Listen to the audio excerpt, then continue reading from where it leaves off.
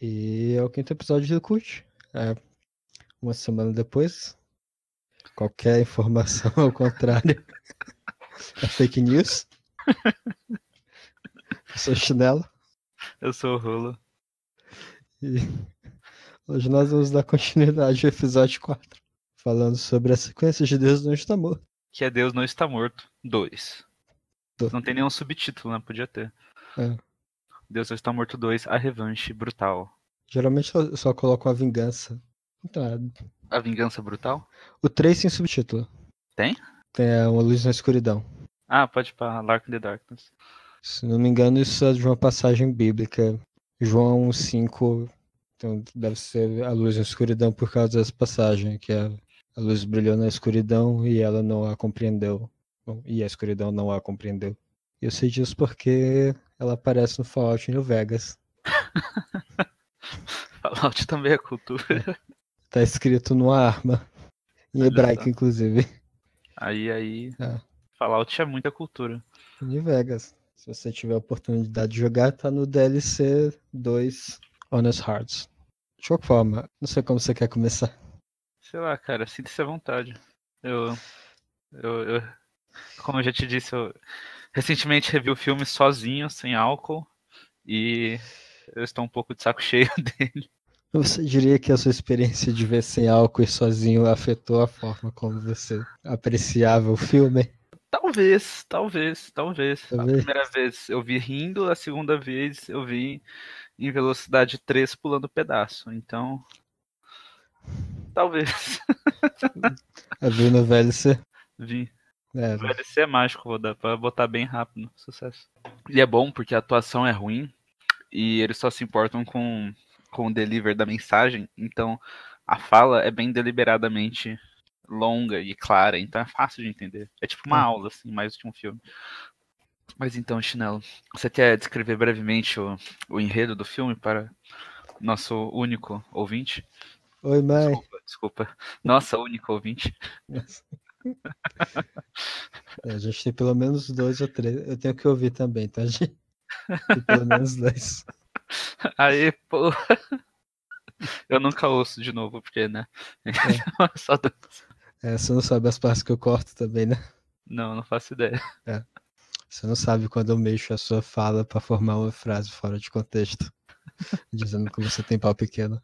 Mas não precisa, é só pedir. Olá, meu nome é Rola, eu tenho um pau pequeno. Mas o importante não é o tamanho dele. O importante é que eu também não sei usar ele. Que bom, esse vai ser nosso outro a partir de agora. A gente acaba todo episódio com isso. Bom dia, boa noite, até semana que vem, daqui um mês. Falou. Uma semana atrás, qualquer informação ao contrário é fake news, eu tinha falado sobre como havia uma estrutura em comum em todos os Deus não está morto, e que ela consistia em uma estrutura de 3 atos bem básica. No primeiro ato você tinha a introdução do protagonista bom cristão, e aí nesse filme é a Grace, acho que é Grace Wesley, que você pode conhecer como Sabrina, a bruxinha adolescente, agora de meia idade. Tento fazer filme cristão, e se você ver o IMDB dela, muito filme de Natal que vai direto pra televisão. A mágica acabou. Nem toda atriz da Disney fica louca e começa a rapar a cabeça. Aliás, se você viu a notícia depois que lançou a nova série da Sabrina sobre como parte do elenco da série antiga tinha desaprovado da nova, se você viu a série nova, você sabe que ela tem bastantes tons satânicos, e talvez o fato da Sabrina original estar fazendo filmes cristãos hoje tenha alguma coisa a ver com essa desaprovação. Também meio que mostra que ela provavelmente não vai ter qualquer aparição especial na série. Mas nada disso importa, o que importa é que o gato na série nova não fala e por isso você não deve assistir. Justiça pro Salem. Mas sim. Aí, Grace Wesley é uma professora de ensino médio. Ela é a nossa protagonista dessa vez, a Bom Cristão. Aliás, tem ela e a gente tem uma das alunas, cujo nome eu esqueci. Você lembra qual era o nome da aluna? Não, eu pulei essa parte. Eu achei aqui. Brooke Twalley, uma coisa assim. Pois é. Hillier Hunt, eu acho. Você conhece ela de... Deixa eu ver aqui no MDB. Não muita coisa. Ela está em Os Goldbergs. Se você já viu essa série, parabéns, eu não sabia que existia até agora. Eu provavelmente vou esquecer depois de hoje. Pô, ela fez X Factor. Isso não é um reality show. Ah, eu acho Ela, que é daqueles, tipo, programa de calouros que você vai e tenta ela, cantar tá, alguma coisa assim.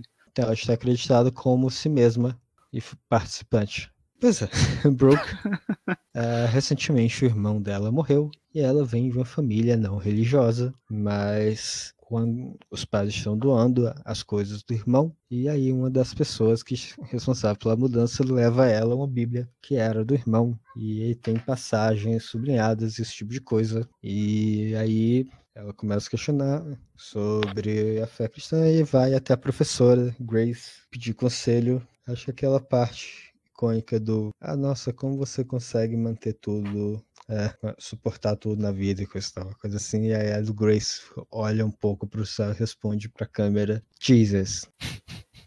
Uma coisa legal da cena anterior, em que ela tá no quarto, é que eles doam absolutamente tudo dela, do irmão dela. E a única coisa que dão pra ela do irmão dela é a porra da Bíblia. Tipo, velho, É a Bíblia, né? podia dar uma foto, uma camiseta, um adereço que ele usava sempre, assim, mas não, da Bíblia. Eu pessoalmente eu ficaria Aparentemente puto era com o a único pessoa. livro. Era o único livro também, né? O único livro que ele tinha, claramente. Ao menos o O único que Kama Sutra não, ele escondia da irmã. tava dentro do colchão. Eu ficaria chateado com a pessoa se só ganhasse um livrinho. Pô, não é pra dar dinheiro, carteira. Eu ficaria chateado um pouco com os pais que talvez eu pudesse ficar chateado um pouco com os pais que deram tudo, né? Mas assim, Justo. não pegar nada de lembrança, se foda-se. Você tem só a Bíblia. Só a Bíblia dele. Que eu nunca vi ele usando. Ela nunca tinha visto. Tinha isso. Ninguém sabia de porra nenhuma sobre a suposta fé do irmão e descobre só quando ele morreu. Pois é, aí começa o nosso conflito quando a Brooke pergunta em sala de aula, numa aula, acho que a Grace é professora de história, estava dando uma aula sobre Martin Luther King, estava falando sobre os protestos não violentos de Martin Luther King, que teriam sido inspirados por Gandhi. A Brooke comenta, assim como Jesus pergunta, e a Grace diz, sim, o evangelho tal em que é certo negócio de dar outra face, ame seus inimigos. E aí um aluno, que também não aparece depois, manda uma mensagem de texto, possivelmente para um pai, que alerta a escola sobre como a Grace estava cometendo proselitismo em sala de aula. E aí começa o nosso conflito de começar toda uma ação. Judicial? Uma ação civil? Uma ação legal? É que depois vira judicial, mas antes era só Um processo? um processo docente. Né? Foda-se. Mas de qualquer forma, Eles ficam bravos e vão tentar ir atrás da professora que falou o nome de Jesus na sala de aula. Não podia trazer Jesus, mesmo que foi no contexto histórico. Assim, vamos começar uma coisa antes da gente começar a falar sobre o resto do filme, que a gente teve toda uma questão de derrubar os argumentos que eles traziam no filme anterior sobre. E não faz nem sentido fazer isso nesse, porque. Não tem argumento. Não tem argumento, porque assim, a questão é parte da base que ela cometeu proselitismo. E assim, dizer que Martin Luther King Jr., que foi um pastor evangélico batista, podia ter sido inspirado por Jesus. Se você botasse isso na escala de quão polêmico isso tá assim, uma das coisas menos polêmicas que você pode dizer. E é completamente factual, não configura proselitismo, não fere de qualquer forma a separação de igreja e Estado. Então todo o processo que vem em referência a isso vale de porra nenhuma, porque sob a pergunta idiota, ela cometeu proselitismo? Não. Além do que os argumentos que eles dão, em nenhum momento eles argumentam sobre a cena em si. Se isso que ela fez é proselitismo, esse é um bando de argumentações paralelas que não deveriam influenciar o caso. Elas são paralelas não só em relação a pergunta central, que é se ela foi proselitista ou não, mas elas são paralelas entre si, o que torna tudo muito interessante. É um filme multidimensional em sua argumentação sobre absolutamente nada. Mas então, Chinelo, como não vale a pena falar mal do filme em relação à sua argumentação, porque ela não existe? Depois eu quero falar pelo menos quais são os argumentos para mostrar que nada é sobre o que eles deviam estar falando, como não vale a pena. Do que você achou dos outros elementos, da bela atuação, trabalho de câmera, luz, produção, diálogo? Deixa eu terminar aqui, aí a gente fala da falta deles. Pô, a iluminação Assim, aí nós temos, a gente tem a introdução do Bom Cristão, ela se recusa, que a Grace, ela faz tudo isso, a escola pede para ela se desculpar, e aí ela se recusa a se desculpar porque ela prefere ficar junta de Deus contra todo mundo do que junta do mundo contra Deus. Porque assim, E se desculpar não sobre ser cristã, ou sobre, se desculpar sobre supostamente ter sido proselitista. assim, de qualquer forma, alguém O que se não fere a ofendeu. cristandade. Alguém se ofendeu, você pode só conversar com a pessoa e acabar tudo, mas não, ela decide levar isso pra. Assim, a ideia de que eles chegaram a demitir um professor por isso já é absurda, mas. E se fosse comunismo no Brasil, tudo bem. Mas... escola sem partido. Exatamente. Mas cristandade nos Estados Unidos, ou mesmo no Brasil, por favor. Agora meu pastor, nada me faltará. Oi, você disse alguma coisa? Nada nos faltará. Saúde. Essa porra capitalista falando de propriedade privada. Me faltará. Pois é. Mas sim, como ela só falou o nome de Jesus e não o nome de Che Guevara na escola pública brasileira, não tinha nada a ser feito. Obviamente.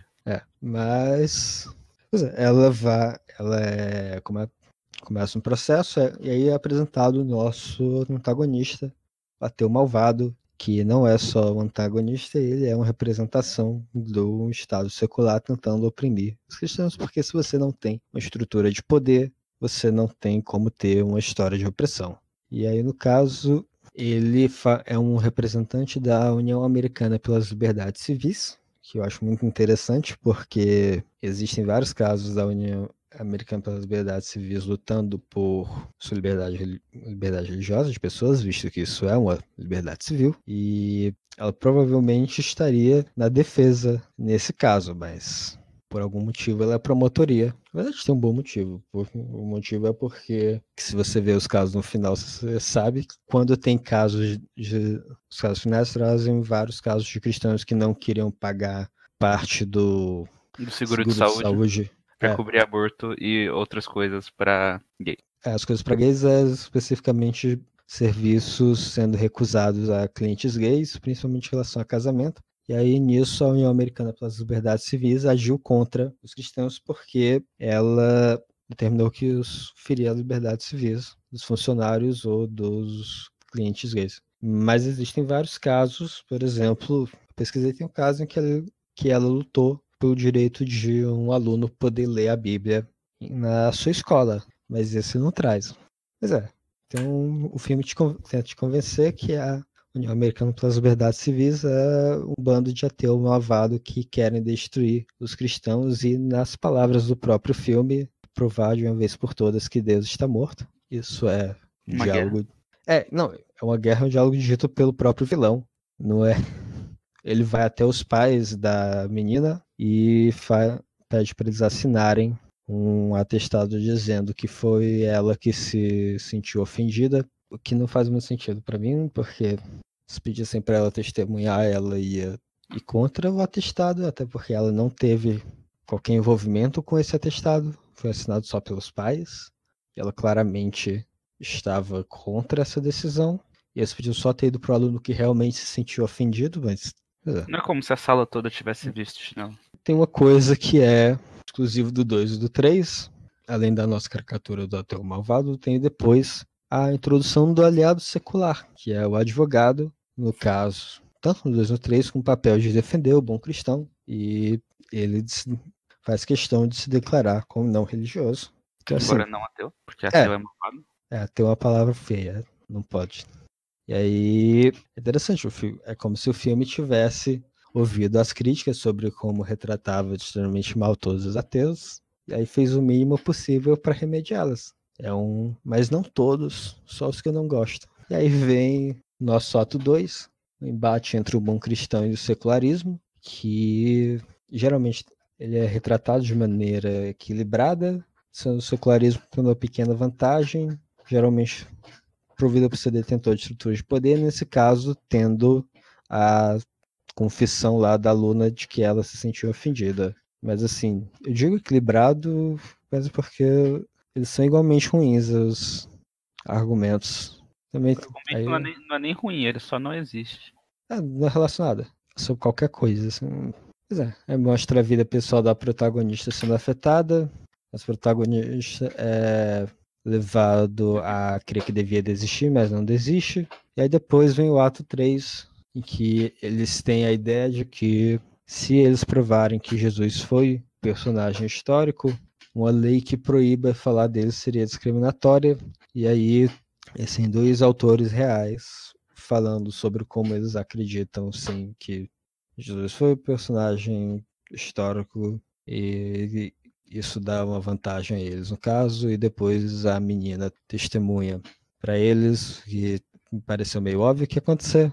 Aí depois a estratégia retardada do cara colocar todo mundo, fazer de todo mundo vilão menos ela, e eles acreditam nela, e aí ela é inocentada e acaba com um Deus não está morto entre ela. Aqui tem os protestos, né, de lá de fora. Aí ela vai até as pessoas protestando e fala: Ah, Deus não está morto. Esse é o He's filme. surely alive, he's burning on the inside. Eu te Se falei você que. gosta de rock cristão, esse é um ótimo filme pra você. Mãe do É, Chinelo ouvindo esse podcast. eu te falei que eu encontrei uma versão em português dessa música. Eu tenho que parar esse podcast pra ouvir essa música. É uma tradução, Literal? sim, é literal. Até o Roaring Like a Lion, Rugindo como um leão? é, Ele não fala rugindo como um leão. ele fala rugindo como leão. Puta que pariu. Ele fala, acho que é Fernandinho o nome do cantor. Então, parabéns pra Fernandinho, você. Ministério faz chover. Puta que pariu. Então, assim, A música dele tá só 3 hits acima do nosso podcast. Olha só. ó, Nós somos importantes. Aí, mãe do chinelo, sogrinha. É importante. pera, qual você encontrou? Porque o clipe oficial que encontrei dele tem 18 milhões de visualizações. Exatamente. Aí tem Deus Não Está Morto 3, do Diego Serrão, YouTube Filmes, Victor Gamer 090 e Cult Podcast com 76 visualizações. Ó, Você assistiu quantas dessas 76? eu assisti só duas. Então, Fernandinho, Deus não está morto, o clipe oficial. Eu acho que o refrão é um negócio do Deus não está morto, vivo está, de mim rugindo como um leão. Não era bom em inglês, mas fazia mais um sentido rítmico. Qualquer sentido que tivesse é perdido no português. Mas aparentemente Deus não está morto tem completo dublado no YouTube, logo acima do YouTube Filmes te oferecendo por R$2,90. Não pare pra assistir esse filme, gente. Pois é, Mas realmente o refrão é um lixo. só o refrão. O resto também é bem bosta. Na real, tudo é bem bosta. Ele Pois é. ruge. Puta que pariu. Nossa. Tem o Ele Ruge. Ele Ele Ruge. ruge. Pois é, parabéns, Deus não está Fernandinho. morto. Ele vivo está aqui dentro de mim, rugindo como um leão. Ele ruge, ele ruge, ele ruge. Cadê o nosso Pedro Salomão para ouvir Cadê essa o Pedro letra? Salomão? Parabéns, Fernandinho. Eu acho que muita coragem de colocar seu primeiro nome como nome artístico. Fernandinho, se Mas você mandar um chat, eu faço uma tradução melhor para você. Pelo menos não fica ruim. Você já sabe qual que é o e-mail, a gente já passou no podcast do Pedro Salomão, procure lá, mande um chat e eu faço uma música melhor para você. Estamos à disposição, Fernandinho. cultpodcast@gmail.com. Pelo menos não vai ser ridículo. Pelo menos não vai ser ridículo. Vai ser bom? Discutivelmente A gente não garante. Mas não vai ser ridículo. A gente não vai falar sobre Deus rugir como leão. Você acha que isso era uma referência a Nárnia? Aslan! Não, porque Aslan é Deus. Quanto mais você lê Nárnia, mais óbvio fica, principalmente a partir do 5º. Eu nunca li isso. E é engraçado porque ele tenta ser Ed, né? Então ele tá com uma jaqueta de couro, vestido de preto, com a barba grande, cantando num sei lá, um basement, que é um basement? Num porão, com várias coisas pegando fogo, assim. E ele canta, meu Deus não está morto, ele ruge, ele ruge, ele ruge. Isso não vai ser Bad Boy eu cantando rock cristão, para. Você tá se envergonhando, e principalmente envergonhando o rock. Eu sei que você não gosta de rock, mas não precisa arruinar ele. A gente não falou de um outro elemento importante sobre Deus não está morto. 2, o bugalô elétrico. que tem os personagens que voltam. Você lembra os personagens que voltavam? Tem a tia que tinha câncer, que magicamente curou do câncer. Pois é, Jesus salvou ela do câncer. Isso não é Tinha. então, isso não é implícito. Eles falam diretamente que ela foi curada. Aliás, não foi curada, o câncer sumiu pelo poder da reza, porque Deus tem planos para ela, e aí ela é responsável por divulgar o caso da Grace. E tinha o...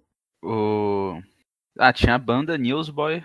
a que volta junto da jornalista. Serve pra dar a trilha sonora do filme, a trilha sonora que não é chata, porque no caso é ruim, que é a trilha sonora de rock cristão. O resto da trilha sonora só é chata. E só tá lá ou não tá, não faz diferença. Mas é interessante porque eles abertamente falam que se o câncer da menina foi curado, é por causa de Deus e porque Deus tem planos para ela. Claramente, Deus não tinha plano pro irmão. O plano para Deus de Deus pro irmão era morrer. Morre. Agora. No céu tem pão. Morrer. Pois é, mas ele tinha planos pra ela, não muitos porque ela não aparece no 3, mas alguns planos tinha. O câncer volta depois. Esquecem de falar isso no filme 3 porque ia ficar feio. Eles confundiram os exames, por isso que sumiu. Tava olhando o lugar errado. Então, continue. Pois é, morreu a morte agonizante entre o 2 e o 3. Aí tem o pastor David e o outro pastor de Uganda, que volta. God's good all the time. Esse, que volta, porque ele agora concluiu os estudos do doutorado dele na universidade em que fica a igreja. Tem um menino chinês, que era ateu no primeiro filme, porque foi criado na China. É convencido pelo Josh Whedon de que virar cristão. E depois, agora ele quer virar pastor. Está estudando a Bíblia e as cenas do pastor David são divididas entre ser parte do júri e ser conselheiro espiritual do menino. O ator é Paul Con. Ele fez outras coisas, como ele fez uma voz Red Dead Redemption 2. Ele é acreditado, acreditado como pedestre local. Então, alguém que se atirou na cabeça em Red Dead Redemption 2 podia ser o Palcor. O cara que faz o ateu malvado, caso você tenha dúvida quem é o ateu malvado, é o que tem cara de malvado. Ele participou de X-Men First Class. Quem ele é? Ele é o secretário de defesa. Sabe o que ele faz? Absolutamente nada. Alguma coisa assim. Ele deve falar alguma coisa pro presidente. Nós vamos mandar os mísseis. E aí devem cortar, mas de qualquer forma. Pois é, Palcor aparece. Você viu até onde agora? Porque eu não sei se você sabe, mas Deus Não Está Morto 2 tem uma cena pós-crédito. Tem? Tem. A gente assistiu ela? Não, descobri depois. Sério? Sério? Porra, ele é Marvel antes de Marvel ser cool? Não, peraí, de 2016. Não, 2016. A Marvel já tava fazendo 18 anos. Foda-se, qual que é a cena pós-crédito? Não vi, eu tô curioso, porra, agora fiquei. Tem que dar um pouco mais de contexto. O pastor Dave tem um cena lá que eles obrigam pastores a darem os sermões em escrito para serem avaliados. Isso baseado num caso que realmente concedeu o precedente. O que eles não dizem é que o caso que aconteceu para garantir que o pastor não estava apoiando um candidato político, porque isso podia tirar o status da igreja dele de isenção de impostos. Ele não seria preso nem nada, mas eles dão a entender que é o caso de polícia e, não sei, acho que estavam querendo tentar parar proselitismo na igreja. Não faz muito sentido a cena, mas o pastor David diz que ele não vai fazer isso, ele entrega um documento dizendo que formalmente se recusa. O cara diz que ameaça ele, o cara a quem ele entrega a ameaça, dizendo que os pregos que se destacam, não é bem destacam, mas stand out, que é ficar acima dos outros, são martelados. Quer dizer que ele viria de exemplo. Aí no final tem ele saindo com o pastor de Uganda e o menino chinês que vai se tornar pastor. E aparece a polícia e prende ele, Que bosta. o que, por sinal, é anticonstitucional, Chinelo? por não ter entregue os sermões. Por isso que o 3 começa com ele sendo liberado da cadeia. Ah, Eu eu tava achando. tava procurando? Sim. O vídeo que eu achei no YouTube é ruim. O áudio tá deslocado em relação à imagem. Então quando eu acho a cena pós-crédito, só tem uma musiquinha dos créditos. Eu acho essa cena particularmente interessante porque o menino chinês é a última vez que você vê ele. Ele não aparece no 3, mas ele tá na cena pós-crédito. Que teoricamente acontece que um dia antes do 3. É, câncer, né? Pois é. Deus tinha um plano pra ele, morrer de câncer. Lei de conservação de matéria, Deus não podia só fazer o câncer desaparecer, tinha que ir pra outro lugar. Deus não nega seus próprios pressupostos, né? Pois é. E E aí, essa cena é interessante de um ponto de vista de uma cena pós-crédito, porque ela cria um conflito não resolvido, mas ao mesmo tempo ela não cria uma antecipação pro terceiro filme. Ela não é nem fanservice essa cena. Ela só tá lá. pois é. É tipo, literalmente ela só tá lá.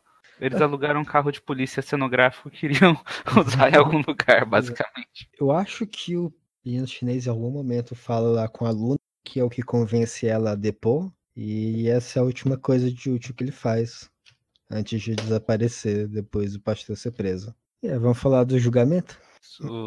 O momento em que os advogados contidos profissionais começam a gritar igual crianças. Essa é a última parte do julgamento.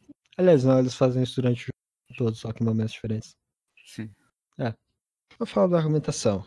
Mantenha em mente só uma coisa. O que ela está sendo acusada é de proselitismo, que comentar que Martin Luther King Jr. poderia ter sido influenciado, não foi nenhum negócio controverso como dizer que a base para os protestos não violentos de Martin Luther King teriam sido Jesus Cristo e não Gandhi, o que se tem como historicamente documentado até mesmo pelo próprio Martin Luther King. Foi só que, além de Gandhi, ele poderia ter tido influência, ou que ao menos os protestos seriam condizentes com a religião que ele acreditava e pregava. E aí eles dizem que isso, pelo menos no filme, seria proselitismo. O que, assim, é um comentário que ela fez muito mais sobre Martin Luther King do que é sobre Jesus, mas vamos lá. Então, o que se devia argumentar? Isso foi ou não proselitismo? E se, por exemplo, se houveram outras instâncias em que ela teria cometido proselitismo? Aí você que acabou de assistir, você lembra? Sabe qual foi o primeiro? Argumento? É, que eu não Essa... lembro, esqueci a ordem. Essa parte eu vi cortando também. É. Eu vi pulando. O primeiro, acho que é o que traz a outra professora. É a outra professora e a diretora. São as primeiras duas pessoas que eles trazem. Qual era a primeira? Eles trazem a professora, eles trazem a menina. Eles trazem mais alguém? Depois tem os autores. Ah, o da faculdade que fala que não há prova de que Jesus não existiu, alguma coisa assim. É, os caras escreveram livros sobre Jesus histórico. Mas aí a primeira é a professora falando sobre como a Grace é cristã e que ela já chegou a rezar na sala dos professores, mas nunca, a professora nunca chegou a forçar as pessoas a rezarem com ela, então é duas coisas, um não é proselitismo, dois não faz referência ao caso que eles deviam estar argumentando, que é o da sala. Aí depois vem a diretora, eu acho coisa muito legal que dá a entender no início que a diretora era amiga dela. Sim. Aí assim que entra no julgamento, ela joga ela para debaixo do ônibus. Que se fode aí. E aí a diretora fala, a Grace chegou a convidar ela a ir na igreja com que ela frequenta. E ela foi. Então assim, né? Primeiro, não é proselitismo, vocês estão fazendo isso fora da escola e ela provavelmente fez isso sabendo que você era cristã e só querendo mostrar a própria igreja. Então, o que professores fazem, no particular, não se refere ao caso em mãos, mas por algum motivo, no segundo ato, eles dão a entender que estão perdendo porque a promotoria trouxe esses caras, essas duas que testemunharam bastante contra ela. E aí a ideia do Jesus histórico, que também não funciona. Mas... Aí eles trazem os dois autores. Tinha mais algum antes deles? Não, depois. Acho que não. Depois tinha só a menina. Tinha os caras, os autores, depois que falavam do Jesus histórico existiu, o que também não faz sentido. pro julgamento e depois tem a menina. Aí eles falaram sobre como Jesus histórico provavelmente existiu, foi um personagem histórico, e a réplica que a promotoria devia ter é e daí? Porque, assim, isso não é um julgamento de Jesus, é um julgamento da Grace. Se o céu se abrisse com uma luz e Jesus descesse, mostrasse que ele é real e é divino, isso não anula o julgamento, porque proselitismo ainda é um crime prescrito em lei. E se ela tivesse cometido, ainda seria uma violação da separação de igreja e Estado, independente da existência ou não do Jesus histórico ou religioso. Acho que não precisa nem falar porque existe Jesus histórico existiu, né? Eu lembro do segundo, você lembra qual era do primeiro? A prova de que Jesus histórico existiu? É. Era alguma coisa como as datas da Bíblia batem com outras coisas e qualquer coisa assim. Porque assim, tendo existido ou não é irrelevante. Eu já tive um professor de história que diz que sim, que Jesus histórico, como que, se não me engano, foi documentado por um historiador judeu da época que houve a revolta liderada por Jesus contra o Estado romano. Pois é, aí o outro cara, um cara de um período policial, que ele diz que uma das formas que você resolve casos, cold cases, que são os casos que já passou muito tempo, é a partir de problemas nos testemunhos. Sim. Então assim, um negócio bem Phoenix Wright. E aí ele diz que avalia dessa forma o evangelho do Novo Testamento, ele chegou à conclusão de que eles são, sim, uma representação. Eles aconteceram, sim. Que eu acho que é muito interessante, porque nem a Igreja Católica apoia isso, mas ela apoia que os evangelhos foram escritos uns 300 anos depois. Mas tudo bem. Eles não são católicos, então. O Prefix não é católico, ele é evangélico, os Born Again Christians. E ele aconteceu como está escrito ali, não são histórias orais recontadas por duas pessoas diferentes, e por isso algumas pessoas esqueceram parte do que aconteceu. Mas tudo, eles aconteceram como estão escritos.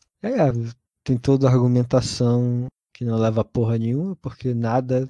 Só no final que a menina faz o testemunho dela, que você pode dizer que isso tem alguma coisa a ver com o caso. E toda a argumentação antes você pode jogar fora. E aí, você lembra como era o final do julgamento? Que ele faz alguma coisa para deixar as pessoas contra ele mesmo? Ele fala que se o direito religioso é subordinado a todos os outros direitos, então ele não é um direito, e começa a gritar com o juiz e o juiz prende ele, alguma coisa assim. Eu lembro alguma coisa sobre todas as pessoas serem enviesadas de uma forma ou outra e aí tentar encontrar alguém que fosse completamente neutro seria impossível, que ok, eu concordo com isso, mas ainda assim o caso nunca teria sido levado à justiça, então nada disso é particularmente relevante. Aí acaba o filme, ela é inocentada, tem também da ideia de que os dois vão ficar juntos, acaba com God is good. All the time. All the time, God is good. Eu tava esperando você falar, mas... Deu uma cortada aqui, eu perdi o que você falou, na real. Aí acaba o filme, esse é o filme. Tem essa pós-crédito e é o fim de Deus Onde Está Morto 2, o Bugalô Elétrico. E aí veio o 3, né? Nossa, vamos pular o 3. 3 só. Vamos falar bem rápido. O 3, ele tem a mesma estrutura. No caso agora, o Bom Cristão e o Pastor David eles estão tentando... Acontece um acidente que leva a igreja dele a ser destruída. O pastor de Uganda morre. Aí a universidade quer tirar a igreja do campus porque ela acha que vai dar margem a outros atos de violência. E aí é o pastor David lutando para que isso não aconteça com a ajuda do aliado secular da vez, que é o irmão dele, que se afastou da fé da família. Tem várias cenas, basicamente, do pastor David com o irmão. Foi escrito por outra pessoa. Então, assim, ele é muito mais bem escrito. Os diálogos não são horríveis. Tem uma estrutura de história muito mais coesa. E por isso é um filme chato. Basicamente. Ele se torna competente o suficiente para ser chato. Mesmo bebendo, não tem muito o que fazer sobre. E aí, tem algumas cenas chaves que eu acho que a gente pode comentar do terceiro, mas uma das coisas que acontece que eu acho muito interessante é que a universidade tenta utilizar domínio eminente para tomar o território da igreja e construir uma associação de alunos. E aí, depois que a igreja já explodiu, que foi o tal acidente, eles vão lá com uma equipe de demolição para limpar o terreno. E aí o pastor David entra lá, fica em frente à equipe para impedir que eles façam demolição e como forma de ganhar tempo enquanto o irmão vai até a juíza responsável pelo caso para dar mais tempo a eles. Assim, ele começa a ler a Bíblia toda. Eu acho essa parte muito interessante porque domínio eminente não funciona desse jeito. Você não pode só declarar e pegar o terreno, você ainda tem que pagar. Então toda a transação tinha que ter sido terminada. E se o pastor David queria parar a equipe de demolição, ele podia só ter ligado para a polícia. Se você lembrar todo o resto da história, da história do 2 e do 1, parte de pressupostos que não são válidos. Então acho que você apontar esse agora é só o famoso chutar cachorro morto. Então, mas assim, eles podiam ter feito tão pouca pesquisa pra. É tão absurdo que eles têm todo o negócio de que eles não têm muito tempo e ele tem que ir na juíza na tentativa de conseguir uma declaração para estender o prazo que eles têm com a. Tá, tem todo esse negócio e ele podia só ter ligado para a polícia, porque eles ainda estavam invadindo propriedade privada porque a compra não tinha sido terminada. São detalhes desimportantes, pô. Eles usam os casos que não tem nada a ver no final como respaldo pro filme, para falar que o filme é quase uma história real. No 3 não. Eles não colocam isso no 3? Eu não lembro do 3. Não, o 3 não tem que ser casos semelhantes que não se assemelham. Oh, então o 3 realmente é chato, ele não tem nada. Assim, tem um complexo de Marte do pastor, que depois abdica da igreja, mas não perde por nenhuma, porque ele ganha o dinheiro da igreja e constrói uma igreja nova em outro lugar. Maior e mais bonita. Não dá a entender que seja porque não aparece. Só perdeu o amigo lá, ele perdoa o cara que cometeu o acidente, aí ele acaba com a menina lá do Two and a Half Men. A Chelsea. Isso, a Chelsea Two and a Half Men, cujos anos não foram muito bem. Ela envelheceu, velho. Mal. Envelheceu mal, tanto na cara dela, tanto a carreira dela. Pois é. Só não tem muita coisa pra falar do 3. Ele é competente o suficiente pra ser chato. Tipo isso. Pois é. O 3, se o 1 e o 2, quando você tá com um amigo e bebendo, chegam a ser um menos 3,5, menos 4? Menos 4 não chega, não. Tá bom. Perto de menos 3. O Deus Está Morto 3, Uma Luz na Escuridão, é apenas 0, assim. Eu daria 1 pelo esforço. Ele tem um drama legítimo entre ele e também não leva muita coisa, mas ele é muito mais bem escrito do que o 1 e o 2, mas ainda assim. Ele não é bem escrito interessante, né? Ele é aquela redação que segue as regras. Assim, mas assim, ele não é propaganda, como os outros dois. Por isso que ele Ele teve recepção pior entre cristãos. Assim, a gente vamos falar sobre box office. O primeiro fez 64,7 milhões de dólares, o segundo fez 24,5 e o terceiro fez 7,3. Ele não foi cristão o suficiente. Pois é, alguns comentaram, agora ele não está tratando de problemas cristãos. Apesar que assim, né, os outros dois também não estavam, se for por isso. Eu falei que o Pureflix tem um serviço de streaming. Tem? Só dos filmes deles? Não só dos filmes, eles têm séries. A gente tem que assistir essas séries. Não. A gente tem que assistir essas séries juntos com bebida. Tem que ser absinto, né? Eu nunca disse qual bebida é. Você sabe como destilar mais absinto? Eu sei que muitas dessas bebidas, elas não. O que define elas é o gradiente alcoólico, então você pode só comprar álcool PA e diluir. Eu não sei se a gente pode exatamente fazer isso, mas. A gente consegue, acredito. Eu realmente não consigo encontrar budget. Não tem na Wikipédia? Se não tem na Wikipédia, não existe. Eles fizeram de graça. Não tô encontrando. Exato. Tem alguma coisa a mais que você queira falar do 3? Ele é chato, não assista, não vale a pena. Eles têm. O cara tem um complexo de Marte. Essencialmente, ele é o final dessa trilogia de propagandas, apesar de ser o menos proselitista. Não é proselitista, é propaganda, né? Não chega a ser um filme, é propaganda. Ah, Ele é o menos sobre essa propaganda dos como os cristãos são perseguidos nos Estados Unidos por não serem isentos da Constituição. Detalhes, não é mesmo? Os Isso. 3 filmes são. Tem trabalho de câmera chato. Tem atuação, aconteceu alguma coisa aí, alguém morreu. Tem. O irmão do pastor é um bom ator no terceiro. E acaba aí. É que ele tem um personagem que força ele a ser grande coisa, né? Então, é igual você falar que ele é um bom pedreiro porque ele construiu uma parede reta. Tudo bem, ele é um bom pedreiro, mas é só uma parede. Ele não tá fazendo uma grande obra.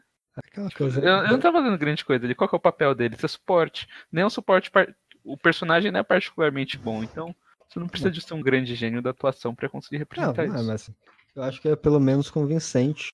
E ele tem uma boa cena na parte que ele questiona sobre como a família abandonou quando ele começou a questionar a fé. O que dá a entender que a partir do 3 eles realmente estavam ouvindo as críticas. Os cristãos não são infalíveis. Eles mostram que eles tinham problemas e até problemas que foram retratados na família muçulmana primeiro. E é por isso que ele ficou chato. Ele não agradou a gente porque ele não era esquizofrênico. Quer dizer, mais ou menos. O primeiro e o segundo são absolutamente esquizofrênicos. O terceiro é esquizofrênico fazendo terapia e tomando remédio. É os mesmos remédios que você toma? Não, não é os mesmos. Você podia dar umas dicas pra eles. Lítio, gente. Mais lítio na próxima. E é por isso. E por não ser uma história sobre perseguição tão grande. Ainda tem todos os elementos, no caso, você tem como na autoridade secular a universidade, que assim, um negócio completamente realista deles querendo tirar a igreja depois do ataque. Geralmente depois de um ataque desse tipo as pessoas simpatizam com as vítimas, mas... Detalhes, né? Detalhes, né? Ele não tem o mesmo complexo de perseguição.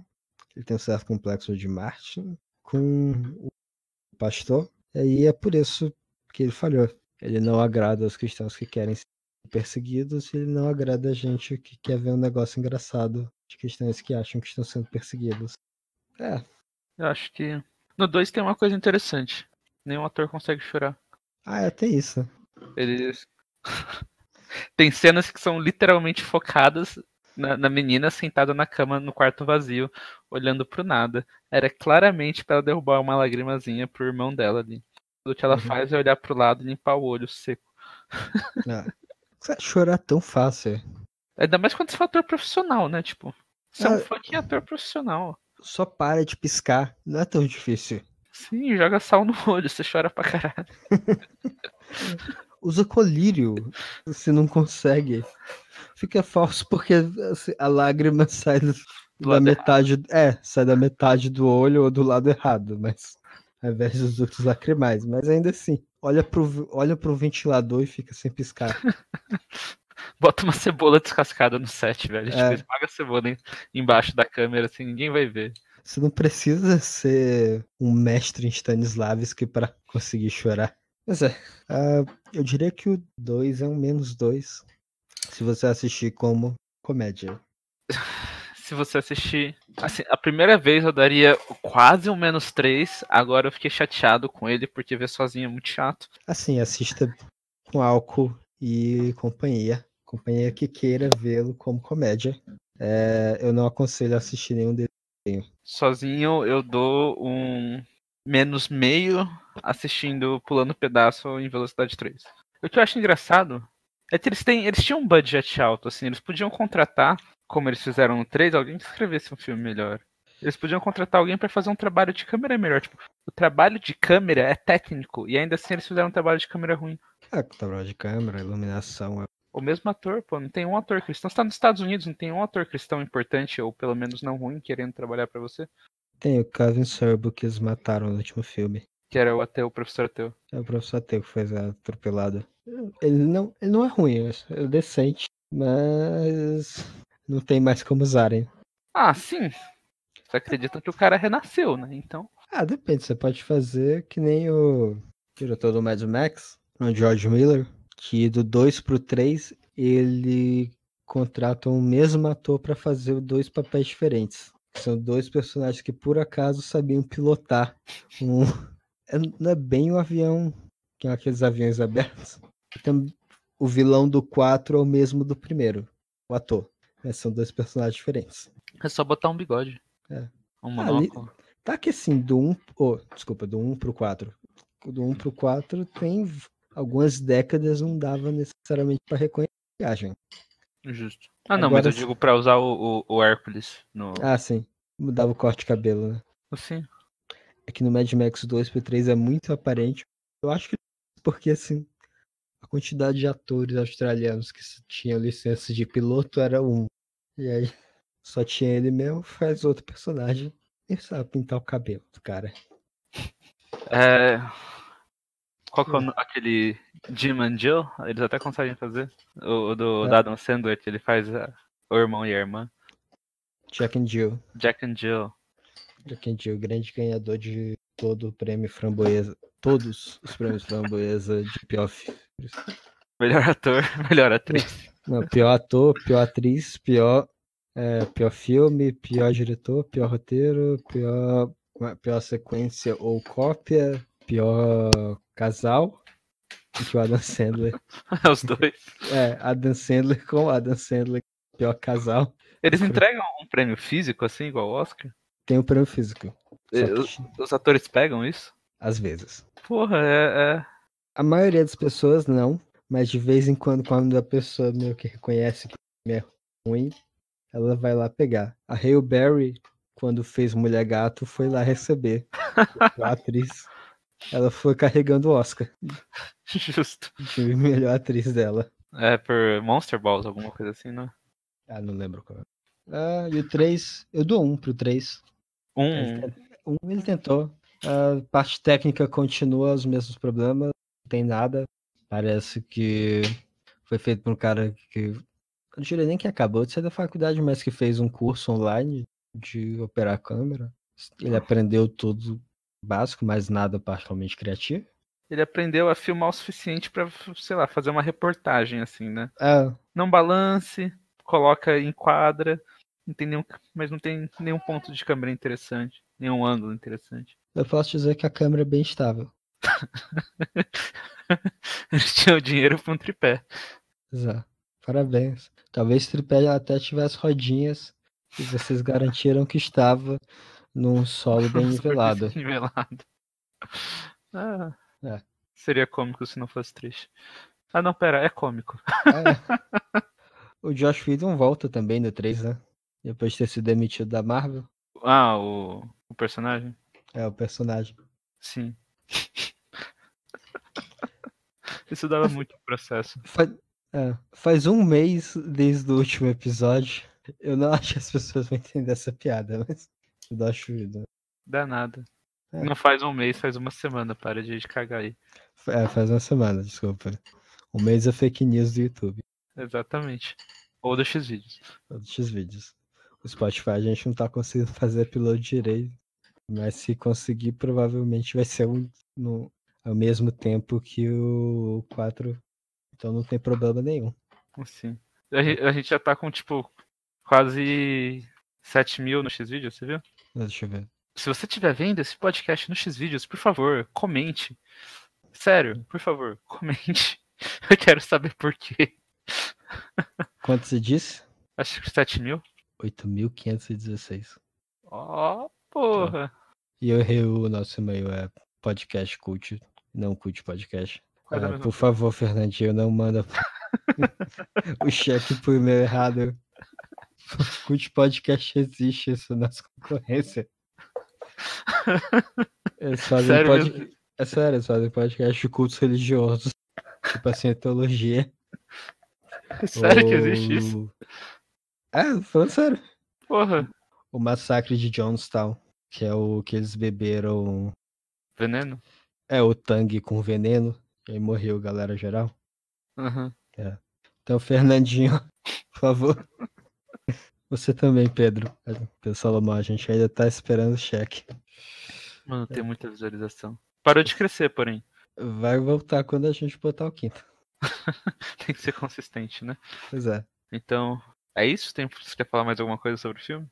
Eu acho que é isso. Então, nossa cara ouvinte, mãe do chinelo, sogra. Tchau, mãe.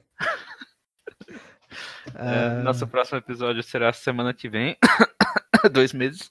Será sobre Cinderela Baiana? Provavelmente. Ou sobre qualquer outra coisa que a gente ache no caminho. Talvez The Room, mas não prometo nada. Você assistiu. Já assistiu Supernatural?